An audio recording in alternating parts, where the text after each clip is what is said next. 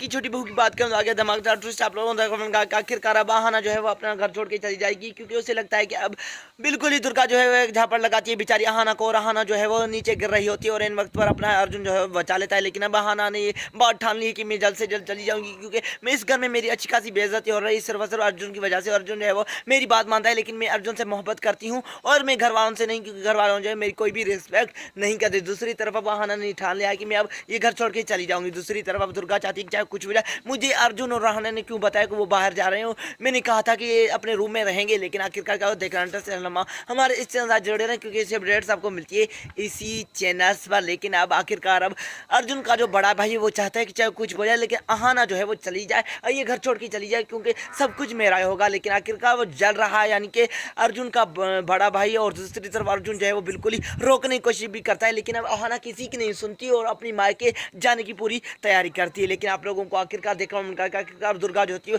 कुछ समझाने की कोशिश करती है कि बेटा हर बात ऐसी नहीं होती, चोरी छुपे क्यों बाहर आप चले गए और मुझे क्यों नहीं बताया। लेकिन आखिरकार अब आहाना जो होती है वो गुस्से की हालत में अपना सामान बैग बांधती है और बैग उठाकर चली जाती है और बाहर। आखिरकार अब अर्जुन क्या रोक पाएगा नहीं। कमेंट सेक्शन में अपनी राय जरूर देनी। और आखिरकार आपको आहाना और अर्जुन की जोड़ी कैसी लगती है। धन्यवाद गाइस।